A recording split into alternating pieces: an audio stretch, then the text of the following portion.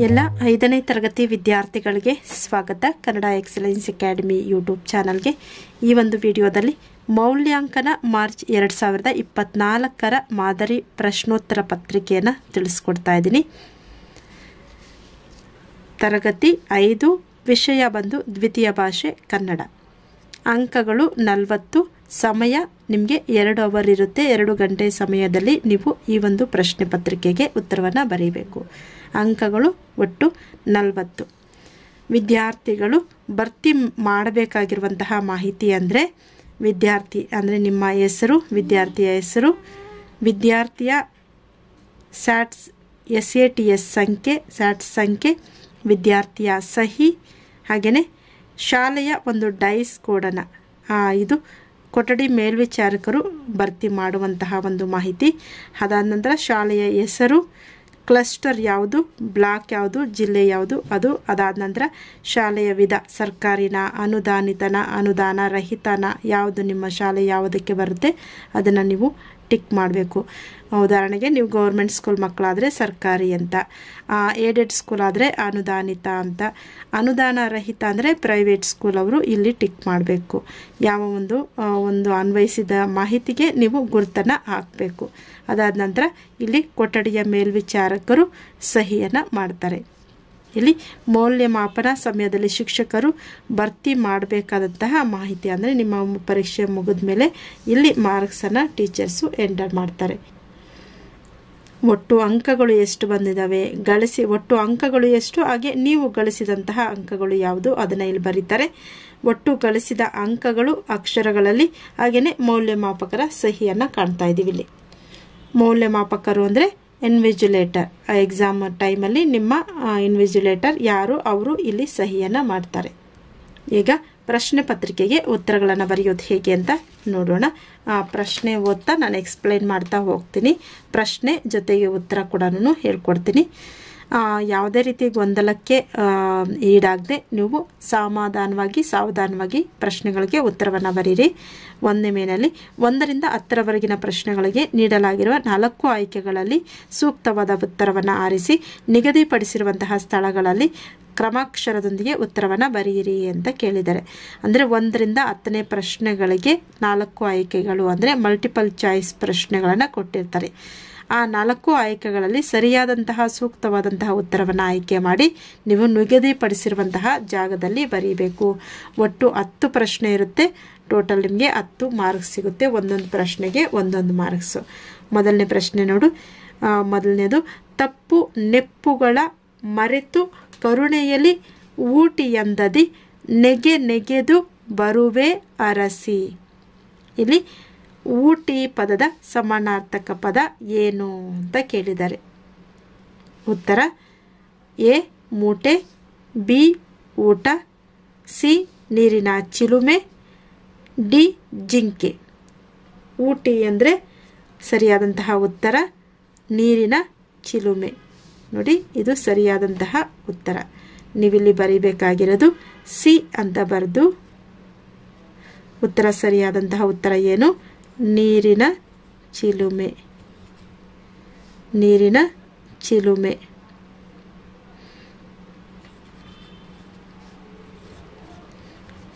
ನೋಡಿ, ಊಟಿ ಅಂದರೆ ನೀರಿನ ಚಿಲುಮೆ ಎನ್ನುವಂತಹದ್ದು ಸಮಾನಾರ್ಥಕ ಪದ. ನೆಕ್ಸ್ಟ್ ನೋಡಿ, ಪ್ರಶ್ನೆ 2. ವಿವೇಕಾನಂದರು ಪುಸ್ತಕದ 100 ಸಾಲುಗಳನ್ನು ಅದರಂತೆಯೇ ಉದಾಹರಿಸುತ್ತಿದ್ದರು. ಇಲ್ಲಿ 100 ಎಂಬ ಪದವನ್ನು ಬಿಡಿಸಿ ಬರೆಯಿರಿ ಅಂತ ಕೇಳಿದ್ದಾರೆ. ಸುಲಭ ಇದೆ, ಕಷ್ಟ ಏನಿಲ್ಲ. ಒಂದೇದು ನೋಡು, 100 + 3 ಇದೆ, 100 + 6 ಇದೆ, 100 + 6 ಇದೆ, 100 + 100 ಇದೆ. ಸರಿಯಾದಂತಹ ಉತ್ತರ ಬಿ ಸರಿಯಾದಂತಹ ಉತ್ತರ 100 + 6. ಈ ಉತ್ತರವನ್ನು ನೀವು ಆಪ್ಷನ್ ಯಾವುದು ಬಿ ಅಂತ ಬರೆದು ಉತ್ತರ 100 + 6 ಅಂತ ಬರೀಬೇಕು. ನೆಕ್ಸ್ಟ್ ಪ್ರಶ್ನೆ 3ನೇದು, ತೆಂಗಿನ ಕಂಗಿನ ತಾಳೆಯ ಬಾಳೆಯ ಅಂಗಕ್ಕೆ ರಂಗನು ಮೆತ್ತುವನು. ಇಲ್ಲಿ ತಾಳೆಯ ಪದಕ್ಕೆ ಸರಿ ಹೊಂದುವ ಪ್ರಾಸಪದ ಯಾವುದು ಅಂತ ಕೇಳಿದ್ದಾರೆ. ಆಯ್ಕೆಗಳು: ಆಯ್ಕೆ 1 ಎ ತೆಂಗಿನ, ಆಯ್ಕೆ 2 ಬಿ ಕಂಗಿನ, ಆಯ್ಕೆ 3 ಸಿ ರಂಗನು, ಆಯ್ಕೆ ಡಿ ಬಾಳೆಯ. ಸರಿಯಾದಂತಹ ಉತ್ತರ ಡಿ ಬಾಳೆಯ. ನೋಡಿ, ಪ್ರಾಸಪದ ಅಂದರೆ ಕೊನೆಯ ಅಕ್ಷರಗಳು ರಿಪೀಟ್ ಆಗುತ್ತೆ. ಇಲ್ಲಿ ನೋಡ್ಬೋದು ನಾವು, ಇಲ್ಲೆಲ್ಲೂ ಕೂಡ ಕೊನೆಯ ಅಕ್ಷರ ಯಾ ಅಕ್ಷರ ಇಲ್ಲ. ಇಲ್ಲಿ ಬಾಳೆಯ, ತಾಳೆಯ, ಬಾಳೆಯ ರಿಪೀಟ್ ಆಗಿರೋದನ್ನ ನಾವು ನೋಡ್ತಾ ಇದ್ದೀವಿ. ಆದ್ದರಿಂದ ತಾಳೆಯ ಪದದ ಪ್ರಾಸಪದ ಯಾವುದು? ಬಾಳೆಯ. ಬಾಳೆಯ ಯಾವುದು? ಡಿ ಅನ್ನೋದು ಸರಿಯಾದಂತಹ ಉತ್ತರ. ಉತ್ತರವನ್ನು ಕೂಡ ಇಲ್ಲಿ ಬರೀಬೇಕು ನೀವು, ಬಾಳೆಯ. ನೆಕ್ಸ್ಟು 4ನೇ ಪ್ರಶ್ನೆ ನೋಡಿ. ಇಲ್ಲಿ ಚಿತ್ರವನ್ನು ಕೊಟ್ಟಿದ್ದಾರೆ. ಚಿತ್ರಕ್ಕೆ ಸರಿ ಹೊಂದುವಂತಹ ಗಾದೆ ಮಾತನ್ನು ನೀವು ಆಯ್ಕೆ ಮಾಡಬೇಕು. ಈಸಿ ಇದೆ ಚಿತ್ರ ನೋಡಿ. ಚಿತ್ರದಲ್ಲಿ ನಮಗೆ ಇಲ್ಲಿ ಆಯ್ಕೆಗಳು: ಆಕಳು ಕಪ್ಪಾದರೆ ಹಾಲು ಕಪ್ಪೆ? Question mark. ಆಕಳು ಕಪ್ಪಾದರೆ ಹಾಲು ಕಪ್ಪೆ? ಕ್ವಶನ್ ಮಾರ್ಕ್, ಪ್ರಶ್ನಾರ್ಥಕ ಚಿಹ್ನೆ. ಸರಿಯಾದಂತಹ ಉತ್ತರ ಸಿ. ಸಿ ಆಪ್ಷನ್ ಅನ್ನು ಇಲ್ಲಿ ಬರೆದು ಆನ್ಸರ್ ಆಕಳು ಕಪ್ಪಾದರೆ, ಆಕಳು ಕಪ್ಪಾದರೆ ಹಾಲು ಕಪ್ಪೆ ಉತ್ತರವನ್ನು ಬರೆಯಬೇಕು. ಅದಾದ ನಂತರ 5ನೇ ಪ್ರಶ್ನೆ, ವಿದ್ಯೆಯನ್ನು ಹೊಂದಿದವ ವಿದ್ಯಾವಂತ. ಈ ವಾಕ್ಯದ ಮಾದರಿಯಂತೆ ಮಾನವನ್ನು ಹೊಂದಿದವ ಎಂಬ ವಾಕ್ಯಕ್ಕೆ ಸರಿ ಹೊಂದುವ ಪದ ಯಾವುದು? ಗುರುತು ಮಾಡಿ ಅಂತ ಕೇಳಿದ್ದಾರೆ.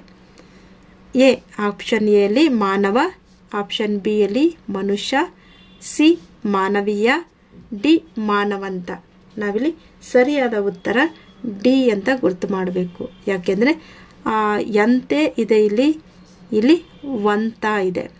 ಆದ್ದರಿಂದ ಇಲ್ಲಿ ಸರಿಯಾದಂತಹ ಉತ್ತರ ವಾಕ್ಯದ ಮಾನವನ್ನು ಹೊಂದಿದವ ಮಾನವಂತ. ಸರಿಯಾದಂತಹ ಉತ್ತರ ಡಿ. ಉತ್ತರ ನೋಡಿ, ಮಾನವಂತ ಎನ್ನುವಂತಹದ್ದು ಸರಿಯಾದಂತಹ ಉತ್ತರ. ನೆಕ್ಸ್ಟು 6ನೇ ಪ್ರಶ್ನೆ ನೋಡಿ. ಆಕೆ ತನ್ನ ಸರ್ವಸ್ವವನ್ನೇ ಕೊಟ್ಟಿದ್ದಾಳೆ. ಈ ವಾಕ್ಯದಲ್ಲಿರುವ ಲೇಖನ ಚಿಹ್ನೆ ಯಾವುದು ಅಂತ ಕೇಳಿದ್ದಾರೆ. ನೋಡಿ, ಇದರಲ್ಲಿ ಲೇಖನ ಚಿಹ್ನೆ ಯಾವುದಿದೆ ಅನ್ನೋದನ್ನು ನಾವು ಗುರುತು ಮಾಡಬೇಕು. ಆಪ್ಷನ್ 1ರಲ್ಲಿ ಎ ಅಲ್ಪ ವಿರಾಮ, ಬಿ ಪೂರ್ಣ ವಿರಾಮ, ಸಿ ಅರ್ಧ ವಿರಾಮ, ಡಿ ಉದ್ಧರಣ. ಸರಿಯಾದಂತಹ ಉತ್ತರ ಉದ್ಧರಣ ಚಿಹ್ನೆ ಡಿ. ಡಿ ಉದ್ಧರಣ ಚಿಹ್ನೆ. ಯಾಕೆ ಇದು ಉದ್ಧರಣ ಚಿಹ್ನೆ ಆಗುತ್ತೆ ಅಂದರೆ, ನಾವು ಯಾವಾಗೂ ಕೂಡ ಸ್ಟೇಟ್ಮೆಂಟ್ಸನ್ನು, ಯಾರಾದರೂ ಹೇಳಿರೋಂಥ ಮಾತುಗಳನ್ನು, ಅವ್ರ ಮಾತುಗಳನ್ನು ಹಾಗೇ ರಿಪೀಟ್ ಮಾಡಿದ್ರೆ ಆವಾಗ ನಾವು ಈ ಒಂದು ಉದ್ಧರಣ ಚಿಹ್ನೆಯನ್ನು ಬರೀಬೇಕಾಗುತ್ತೆ. ಹಾಗೆ ತನ್ನ ಸರ್ವಸ್ವವನ್ನೇ ಕೊಟ್ಟಿದ್ದಾಳೆ ಎನ್ನುವಂತಹ ಸ್ಟೇಟ್ಮೆಂಟನ್ನು ನಾವಿಲ್ಲಿ ಬರೆದಿದ್ದೀವಿ, ಹೇಳಿಕೆಯನ್ನು ಬರೆದಿದ್ದೀವಿ. ಆದ್ದರಿಂದ ಉದ್ಧರಣ ಚಿಹ್ನೆ, ನಾವಿಲ್ಲಿ ಉದ್ಧರಣ ಚಿಹ್ನೆಯನ್ನು ಹಾಕಿ ವಾಕ್ಯವನ್ನು ಅದರ ಒಳಗಡೆ ಬರೀತೀವಿ. ಸರಿಯಾದಂತಹ ಉತ್ತರ ಡಿ ಉದ್ಧರಣ ಚಿಹ್ನೆ.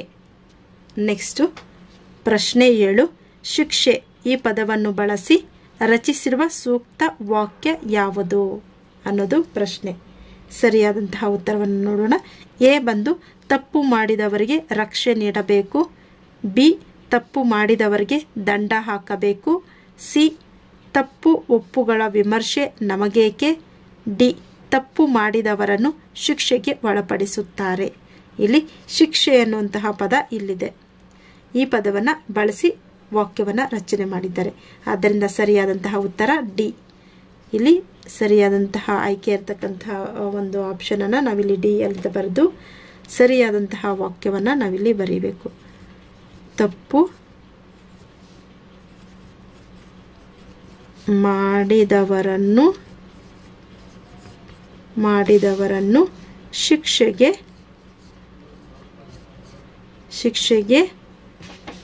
ಒಳಪಡಿಸುತ್ತಾರೆ.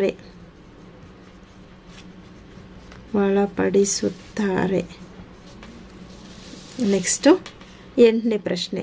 ದಿನವೂ ಸರದಿಯಂತೆ ಒಬ್ಬೊಬ್ಬರ ಮನೆಯಿಂದ ಬಕಾಸುರನಿಗೆ ಊಟವನ್ನು ಕಳುಹಿಸುವಂತೆ ಒಪ್ಪಂದವಾಯಿತು. ಈ ವಾಕ್ಯದಲ್ಲಿರುವ ದ್ವಿರಿಕ್ತಿ ಪದ ಯಾವುದು ಅಂತ ಕೇಳಿದರೆ, ದ್ವಿರಿಕ್ತಿ ಅಂದರೆ ಸೇಮ್ ಪದ ರಿಪೀಟ್ ಆಗುತ್ತೆ. ಒಬ್ಬೊಬ್ಬರು. ಸರಿಯಾದಂತಹ ಆಯ್ಕೆ ನೋಡಿ. ಎ ಒಪ್ಪಂದ, ಬಿ ಒಬ್ಬೊಬ್ಬರ, ಸಿ ಕಳುಹಿಸು, ಡಿ ಸರದಿ. ಸರಿಯಾದಂತಹ ಉತ್ತರ ಡಿ ಒಬ್ಬೊಬ್ಬರ. ಆದ್ದರಿಂದ ನಾವಿಲ್ಲಿ ಬಿ ಅನ್ನೋ ಒಂದು ಆಪ್ಷನನ್ನು ಇಲ್ಲಿ ಬರೆದು ಸರಿಯಾದ ಉತ್ತರ ಒಬ್ಬೊಬ್ಬರ ಅಂತಲೂ ಬರೀಬೇಕು. ಒಬ್ಬೊಬ್ಬರ. ನೆಕ್ಸ್ಟ್ ಪ್ರಶ್ನೆ 9ನೇದು. ಕೃಷ್ಣ ತನ್ನ ಗೆಳೆಯನನ್ನು ಜಾತ್ರೆಗೆ ಕರೆಯಲು ಪತ್ರ ಬರೆಯುತ್ತಿದ್ದಾನೆ. ಅವನು ಬಳಸಬೇಕಾದ ಸೂಕ್ತ ಸಂಬೋಧನೆ ಇದಾಗಿದೆ. ಕೃಷ್ಣ ತನ್ನ ಗೆಳೆಯನನ್ನು ಜಾತ್ರೆಗೆ ಕರೆಯೋದಕ್ಕೆ ಪತ್ರ ಬರೀತಾ ಇದ್ದಾನೆ. ಅವನು ಬಳಸಬೇಕಾದಂತಹ ಸೂಕ್ತ ಸಂಬೋಧನೆಯ ಚಿಹ್ನೆ ಯಾವುದು ಅಂತ ಕೇಳಿದ್ದಾರೆ. ಎ ಮಾನ್ಯರೇ, ಬಿ ಪೂಜ್ಯ, ಸಿ ಆತ್ಮೀಯ, ಡಿ ಸನ್ಮಾನ್ಯ. ಇಲ್ಲಿ ಮಾನ್ಯರೇ ಅಂತ ನಾವು ಕಚೇರಿಗಳಿಗೆ ಬರೆಯುವಾಗ ಬರಿತೀವಿ. ಪೂಜ್ಯ ಅಂದರೆ ತಂದೆ ತಾಯಿಗಳಿಗೆ ಬರಿತೀವಿ. ಸನ್ಮಾನ್ಯ ಅಂದರೆ ನಾವು ದೊಡ್ಡವರಿಗೆ ಹಿರಿಯರಿಗೆ ಬರೀಬೇಕಾದ್ರೆ ಬರಿತೀವಿ. ಆದರೆ ಆತ್ಮೀಯ ಅಂತ ಗೆಳೆಯನಿಗೆ ಬರಿತೀವಿ. ಸರಿಯಾದಂಥ ಉತ್ತರ ಸಿ. ಸರಿಯಾದ ಉತ್ತರ ಸಿ. ಹಾಗೆಯೇ ಉತ್ತರವನ್ನು ಕೂಡ ನಾವಿಲ್ಲಿ ಬರೀಬೇಕು, ಆತ್ಮೀಯ ಅಂತ. ನೆಕ್ಸ್ಟ್ ನೋಡಿ ಪ್ರಶ್ನೆ 10. ಮಗುವಿಗೆ ಅನ್ಯಾಯವಾದಾಗ ತಾಯಿಯು ಸಿಡಿದೇಳುತ್ತಾಳೆ. ನೋಡಿ ಪ್ರಶ್ನೆ 10. ಮಗುವಿಗೆ ಅನ್ಯಾಯವಾದಾಗ ತಾಯಿಯು ಸಿಡಿದೇಳುತ್ತಾಳೆ.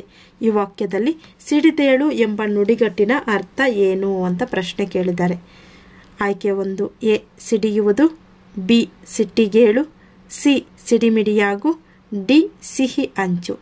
ಸರಿಯಾದಂತಹ ಒಂದು ನುಡಿಗಟ್ಟಿನ ಈ ಒಂದು ನುಡಿಗಟ್ಟಿನ ಅರ್ಥ ಸಿಡಿದೇಳು ಎನ್ನುವಂತಹ ನುಡಿಗಟ್ಟಿನ ಅರ್ಥ ಉತ್ತರ ಬಿ ಸಿಟ್ಟಿಗೇಳು ಎನ್ನುವಂತಹದ್ದು ಸರಿಯಾದ ಉತ್ತರ. ಬಿ ಇಲ್ಲಿ ಬರೆದು ಸರಿಯಾದ ಉತ್ತರ ಏನಿದೆ ಅದನ್ನು ಇಲ್ಲಿ ಬರೀಬೇಕು. ಸಿಟ್ಟಿಗೇಳು. ಈಗ ಒಂದು ವಾಕ್ಯದ ಪ್ರಶ್ನೆಗಳು. ಪ್ರಶ್ನೆ 1. ಬಾಲಕ ನರೇಂದ್ರ ಕಣ್ಮುಚ್ಚಿ ಚಿಂತನೆ ಮಾಡುತ್ತಿದ್ದ. ಮೈ ಮೇಲೆ ಪರಿವಿರಲಿಲ್ಲ. ಅವನ ಮೇಲೆ ಹಾವೊಂದು ಹರಿದು ಹೋಯಿತು. ಅವನ ಗೆಳೆಯರು ಗಾಬರಿಯಾಗಿ ಓಡಿದರು. ನರೇಂದ್ರನ ಮೇಲೆ ಹಾವು ಹರಿದರೂ ಎಚ್ಚರವಾಗಿದ್ದುದು ಏಕೆ? ಉತ್ತರ ಬಾಲಕ ನರೇಂದ್ರ ಕಣ್ಣು ಮುಚ್ಚಿ ಚಿಂತನೆ ಮಾಡುತ್ತಿದ್ದರಿಂದ. ಬಾಲಕ ನರೇಂದ್ರ ಕಣ್ಣು ಮುಚ್ಚಿ ಚಿಂತನೆ ಮಾಡುತ್ತಿದ್ದರಿಂದ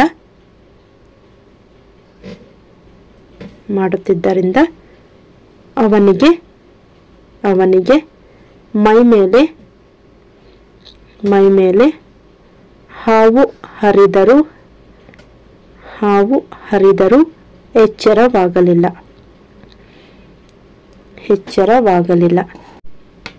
ಪ್ರಶ್ನೆ ನೋಡಿ. ಬಾಲಕ ನರೇಂದ್ರ ಕಣ್ಮುಚ್ಚಿ ಚಿಂತೆ ಮಾಡ್ತಾ ಇದ್ದ. ಮೈ ಮೇಲೆ ಪರಿವಿರಲಿಲ್ಲ. ಅವನ ಮೇಲೆ ಹಾವೊಂದು ಹರಿದು ಹೋದ ಆಯಿತು.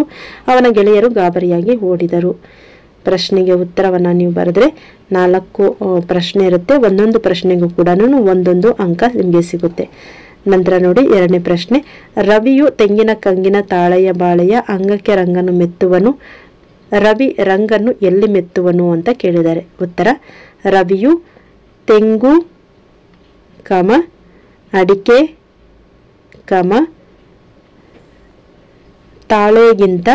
ತಾಳೆಗಿಂತ ಬಾಳೆ ಗಿಡಗಳ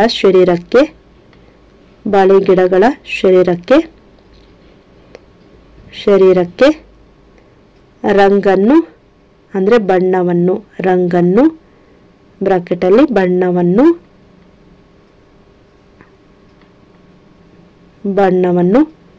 ಹಚ್ಚುತ್ತಾನೆ. ಬ್ರಾಕೆಟ್ ಕ್ಲೋಸ್ ಮಾಡಿ ಹಚ್ಚುತ್ತಾನೆ. Full stop. ನೆಕ್ಸ್ಟ್ ಪ್ರಶ್ನೆ 13ನೇದು. ಹಾವಿನ ಹೆಡೆ ಚಂದ, ಮಾವಿನ ಮಿಡಿ ಚಂದ, ಹಾರಾಡಿ ಬರುವ ಗಿಳಿ ಚಂದ ಕಂದಯ್ಯ, ನೀ ಚಂದ ನಮ್ಮ ಮನೆಗೆಲ್ಲ. ಇಲ್ಲಿ ಮನೆಗೆಲ್ಲ ಚಂದವಾಗಿರುವವರು ಯಾರು ಅನ್ನೋ ಪ್ರಶ್ನೆ ಕೇಳಿದರೆ ಉತ್ತರ ಮನೆಗೆಲ್ಲ ಚಂದವಾಗಿರುವವರು ಕಂದ ಅಥವಾ ಕೂಸು. ಕಂದ ಅಂತ ಬರೆದು ಬ್ರಾಕೆಟಲ್ಲಿ ಕೂಸು ಅಂತ ಬರೀಬೋದು. ನಂತರ 14ನೇ ಪ್ರಶ್ನೆ. ಒಬ್ಬ ಬಾಲಕನಿಗೆ ಬಾಪೂಜಿಯ ವೇಷಭೂಷಣ ಕಂಡು ವ್ಯಸನವಾಯಿತು. ಇಷ್ಟೊಂದು ದೊಡ್ಡ ಬಾಪು ಅವರ ಮೈ ಮೇಲೆ ಒಂದು ಅಂಗಿಯೂ ಇಲ್ಲವಲ್ಲ ಎಂದುಕೊಂಡನು. ಇಲ್ಲಿ ವೇಷಭೂಷಣ ಪದಕ್ಕೆ ಸ್ವಂತ ವಾಕ್ಯವನ್ನು ರಚಿಸಿ ಅಂತ ಕೇಳಿದ್ದಾರೆ. ಉತ್ತರ ಗಾಂಧೀಜಿಯವರ ವೇಷಭೂಷಣ ಸರಳವಾಗಿತ್ತು. ಗಾಂಧೀಜಿಯವರ ವೇಷಭೂಷಣ ಸರಳವಾಗಿತ್ತು. ನೆಕ್ಸ್ಟ್ ಪ್ರಶ್ನೆ, ಥರ್ಡ್ ಮೇನಲ್ಲಿ 15ನೇದು. ಭೀಮನನ್ನು ಊರ ಜನರು ಅಚ್ಚರಿಯಿಂದ ನೋಡುತ್ತಿದ್ದರು. ಭೀಮ ನಗು ನಗುತ್ತಾ ನಾನು ಹೋಗಿ ಬರುವೆ, ನೀವು ಹೊರಡಿ ಎಂದು ಊರ ಜನರಿಗೆ ಸಮಾಧಾನ ಹೇಳಿದನು. ಇಲ್ಲಿ ಅಡಿಗೆರೆ ಎಳೆದ ಮಾತನ್ನು ಯಾರು ಯಾರಿಗೆ ಹೇಳಿದರು ಅಂತ ಪ್ರಶ್ನೆ ಕೇಳಿದರೆ 2 ಅಂಕ ಇದಕ್ಕೆ. ಉತ್ತರ ಇಲ್ಲಿ ಅಡಿಗೆರೆ ಎಳೆದ ಮಾತನ್ನು ಭೀಮನು ಹೇಳಿದನು.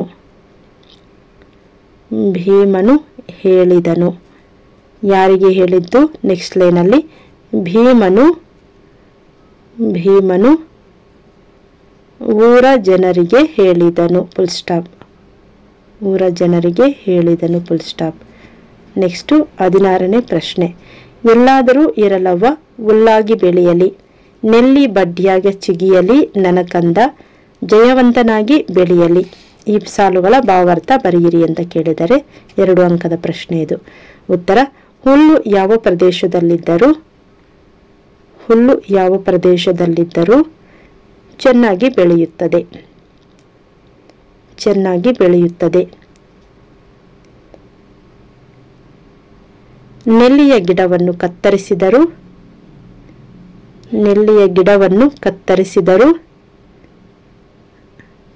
ಮತ್ತೆ ಚಿಗುರುತ್ತದೆ.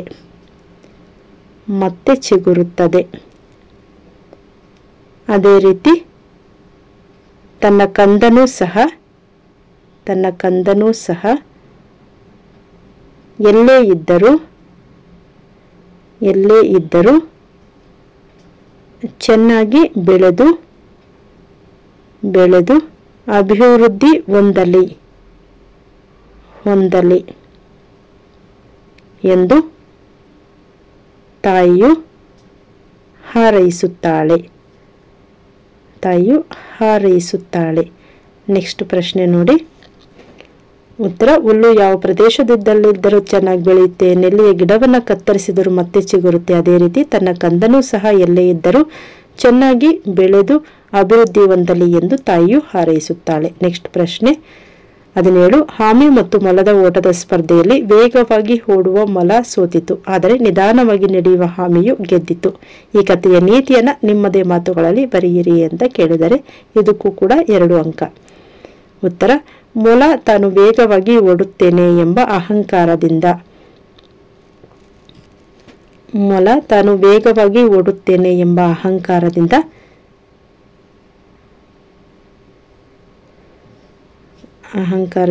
ಆಮೆಯನ್ನು ಕೀಳಾಗಿ ಕಂಡು ಮಾರ್ಗ ಮಧ್ಯೆ ವಿಶ್ರಾಂತಿ ಪಡೆಯುತ್ತಿತ್ತು. Full stop.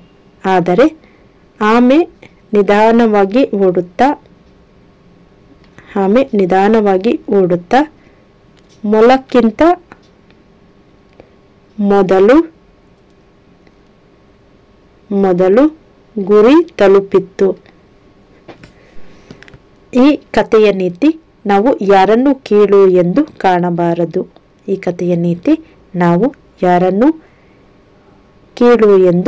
ಕಾಣಬಾರದು ಮತ್ತು ಅಹಂಕಾರ ಒಳ್ಳೆಯದಲ್ಲ.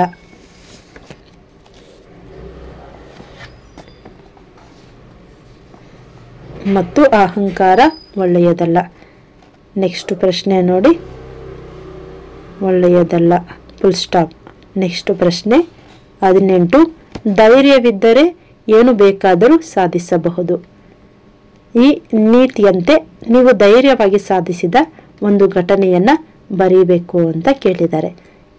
ಉತ್ತರ ನನಗೆ ನದಿಯಲ್ಲಿ ಈಜುವುದೆಂದರೆ ತುಂಬ ಭಯ. ಆದರೆ ನನ್ನ ತಂದೆ ನನಗೆ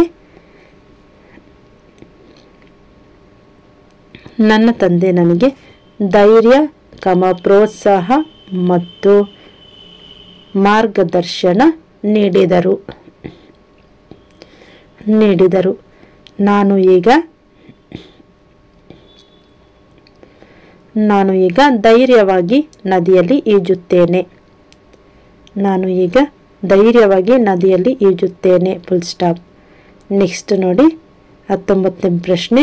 ನೀಡಿರುವ ಸೂಚನಾ ಫಲಕವನ್ನು ಓದಿ ಕೆಳಗಿನ ಪ್ರಶ್ನೆಗಳಿಗೆ ಉತ್ತರಿಸಿ. ಸೂಚನಾ ಫಲಕದಲ್ಲಿ ನಮ್ಮ ಬದುಕಿನ ಆಧಾರ ತಾಣ ಕಾಡು, ಅದನ್ನು ನಾಶ ಮಾಡುತ್ತಿದ್ದೀರಿ. ನಮಗೆ ತಿನ್ನಲು ಹುಲ್ಲಿಲ್ಲ, ಮಲಗಲು ಮರದ ನೆರಳಿಲ್ಲ. ಕಾಡು ನಿಮಗೂ ಬೇಕು, ನಮಗೂ ಬೇಕು. ನಮ್ಮನ್ನು ಉಳಿಸಿರಿ, ನೀವು ಉಳಿಯಿರಿ. ಪ್ರಶ್ನೆ 1.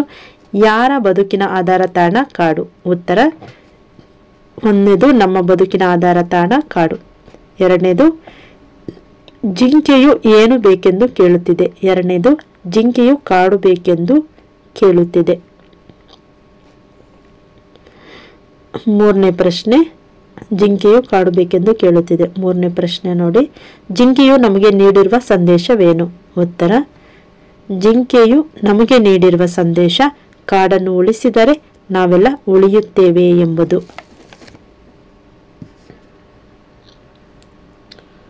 ನಾವೆಲ್ಲ ಕಾಡನ್ನು ಉಳಿಸಿದರೆ ನಾವೆಲ್ಲ ಉಳಿಯುತ್ತೇವೆ ಎಂಬುದು.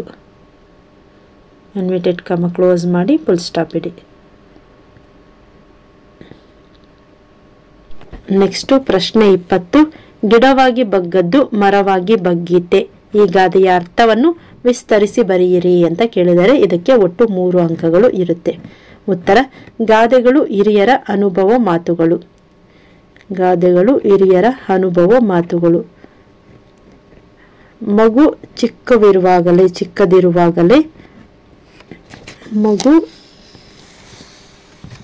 ಚಿಕ್ಕದಿರುವಾಗಲೇ ಅದಕ್ಕೆ ಸರಿಯಾದ ನಡೆನುಡಿಗಳನ್ನು ಕಲಿಸಬೇಕು.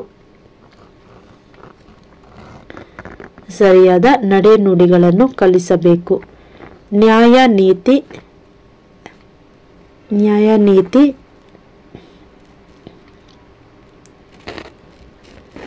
ಧರ್ಮ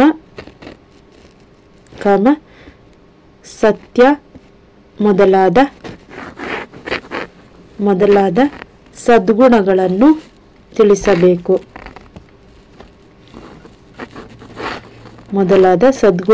ತಿಳಿಸಬೇಕು. ಸರಿ ತಪ್ಪುಗಳನ್ನು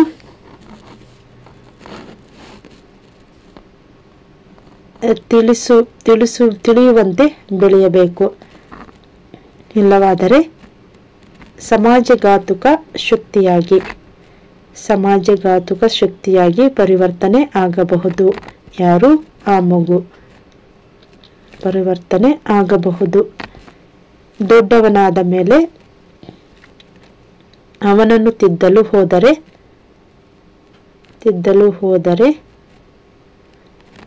ಅವರು ಕಲಿಯುವುದಿಲ್ಲ.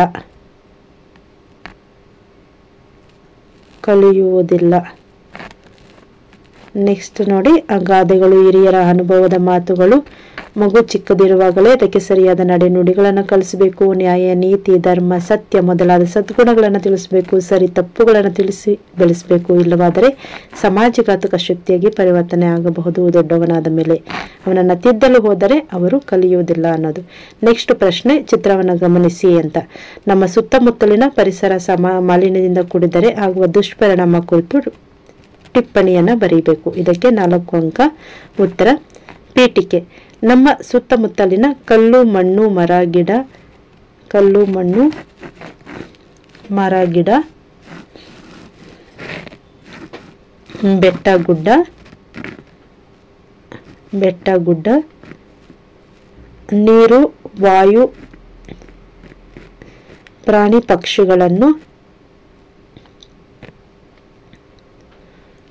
ಪಕ್ಷಿಗಳನ್ನು ಪರಿಸರ ಎಂದು ಕರೆಯುವರು. Full stop.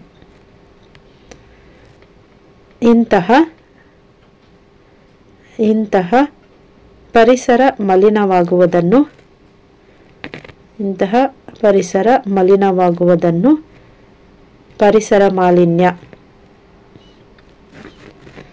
ಪರಿಸರ ಮಾಲಿನ್ಯ ಎನ್ನುವರು. ನೆಕ್ಸ್ಟ್ ವಿಷಯ ವಿವರಣೆ.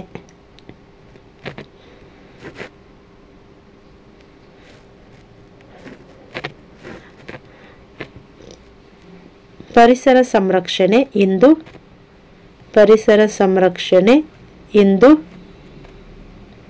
ಅತಿ ಹೆಚ್ಚು ಮಹತ್ವವನ್ನು ಪಡೆದುಕೊಂಡಿದೆ. Full stop. ಕೈಗಾರೀಕರಣದಿಂದ ಅರಣ್ಯಗಳು ನಾಶವಾಗುತ್ತಿವೆ. ಅತಿಯಾದ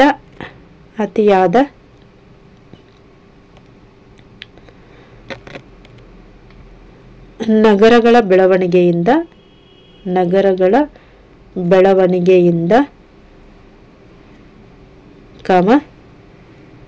ವಸ್ತುಗಳ ಮರುಬಳಕೆಯ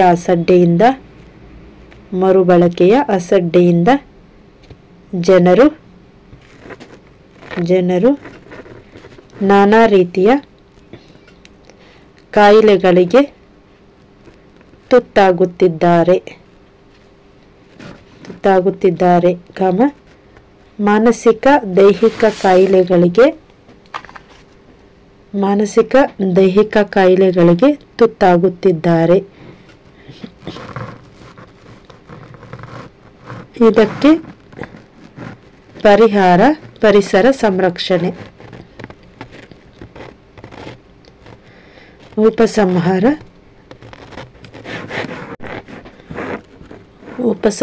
ಸರ್ಕಾರ ಮತ್ತು ಸಮಾಜದ ನಾಗರಿಕರು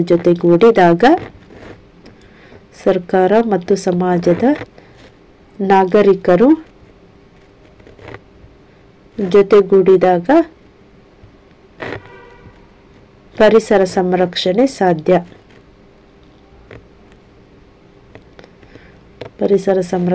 ಸಾಧ್ಯ. ನೆಕ್ಸ್ಟ್ 22ನೇ ಪ್ರಶ್ನೆ.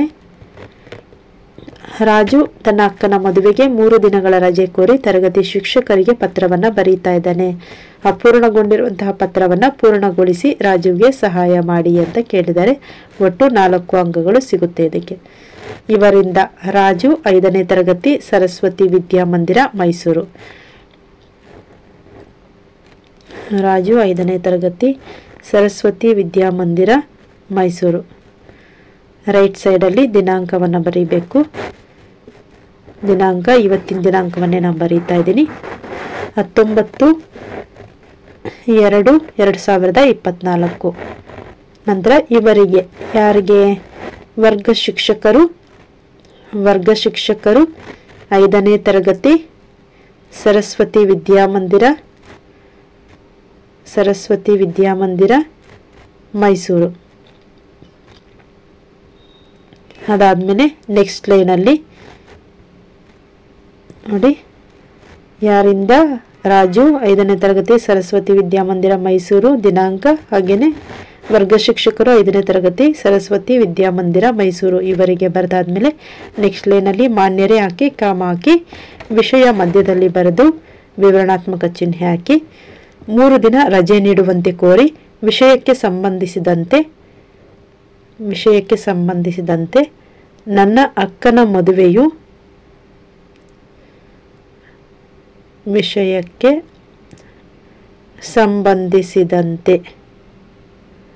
ಸಂಬಂಧಿಸಿದಂತೆ ನನ್ನ ಅಕ್ಕನ ಮದುವೆಯು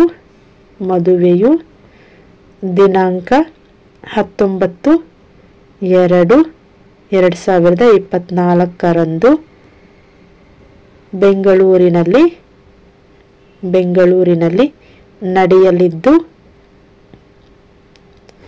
ತಾವು ದಯವಿಟ್ಟು ನನಗೆ 3 ದಿನಗಳು ರಜೆ ನೀಡಬೇಕಾಗಿ ವಿನಂತಿಸುತ್ತೇನೆ. ಅದಾದಮೇಲೆ ರೈಟ್ ಸೈಡಲ್ಲಿ ಇಂತಿ ತಮ್ಮ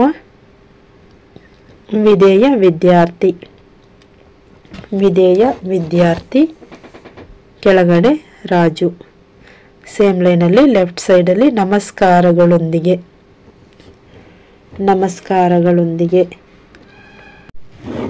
ನೆಕ್ಸ್ಟ್ ನೋಡೋಣ. ಪತ್ರ ಬರವಣಿಗೆ ಇನ್ನೊಮ್ಮೆ ನೋಡ್ಕೊಳ್ಳಿ. ಎಲ್ಲವನ್ನು ಕೂಡ ಏನೇನು ಎಲ್ಲೆಲ್ಲಿ ಬರೀಬೇಕು ಅನ್ನೋದನ್ನ ಇವರಿಂದ ಇವರಿಗೆ, ಹಾಗೇನೆ ಮಾನ್ಯರೇ ಆದಮೇಲೆ ಪತ್ರ ಬರೀಬೇಕಾದ್ರೆ ಯಾವ ರೀತಿಯಾಗಿ ನೀವು ಬರೀಬೇಕು, ದಿನಾಂಕ, ಆಮೇಲೆ ಸ್ಥಳ ಎಲ್ಲವನ್ನು ಕೂಡ ಇದೇ ಪ್ಯಾಟರ್ನಲ್ಲಿ ಬರೀಬೇಕು. ನಮಸ್ಕಾರ ಮತ್ತು ವಿಧೇಯ ವಿದ್ಯಾರ್ಥಿ ಎಲ್ಲವನ್ನು ಕೂಡ.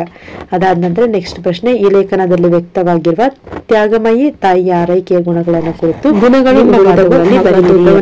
ಚೆನ್ನಾಗಿ ಓದಿದ ಹೊರದೇಶಕ್ಕೆ ಹೋದ, ತಾಯಿಯನ್ನು ಮರೆತೇ ಬಿಟ್ಟನು. ಅವನು ಭಾರತಕ್ಕೆ ಬಂದಾಗ ತಾಯಿಯ ಮನೆ ನೆನಪಾಗುತ್ತೆ.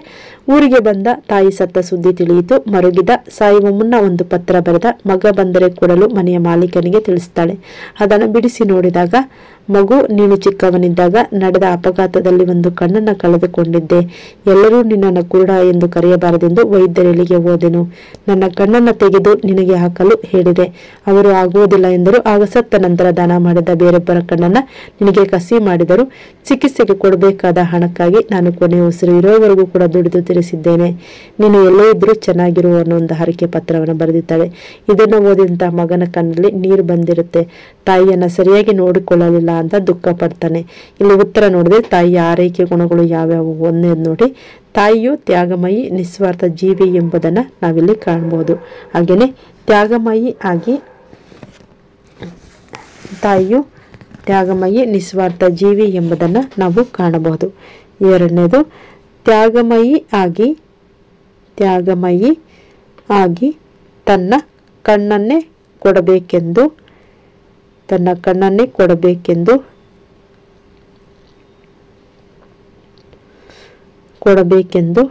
ಹೇಳಿದಾಗ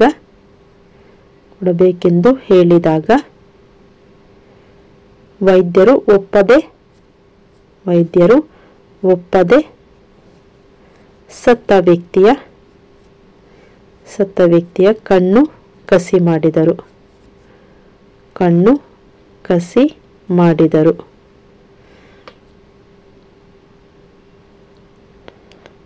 ನೆಕ್ಸ್ಟ್ ಮೂರನೇ ಪಾಯಿಂಟು, ಮಗನ ಚಿಕಿತ್ಸೆಗಾಗಿ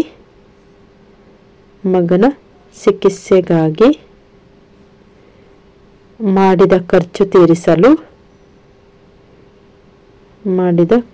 ತೀರಿಸಲು ತಾಯಿ ಜೀವನ ಪೂರ್ತಿ ದುಡಿಯುತ್ತಾಳೆ. ನಾಲ್ಕನೇದು, ಮಗನು ತನ್ನ ತಾಯಿಯನ್ನ ಮರೆತರು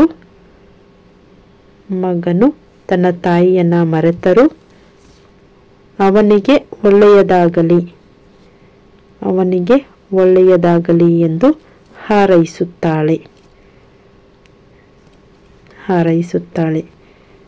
ಇದಾಗಿದೆ 5ನೇ ತರಗತಿ ವಿದ್ಯಾರ್ಥಿಗಳಿಗಾಗಿ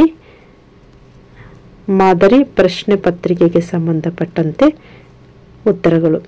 ಎಲ್ಲವನ್ನು ಕೂಡ ಮತ್ತೊಮ್ಮೆ ಪುನರಾವರ್ತನೆ ಮಾಡಿಕೊಳ್ಳಿ. ಚೆನ್ನಾಗಿ ಅಭ್ಯಾಸವನ್ನು ಮಾಡಿ ಕ್ವೆಶ್ಚನ್ ಪೇಪರನ್ನು ನೋಡ್ತಾ ಮತ್ತೆ ಭೇಟಿಯಾಗೋಣ ಮುಂದಿನ ವಿಡಿಯೋದಲ್ಲಿ. ಧನ್ಯವಾದಗಳು.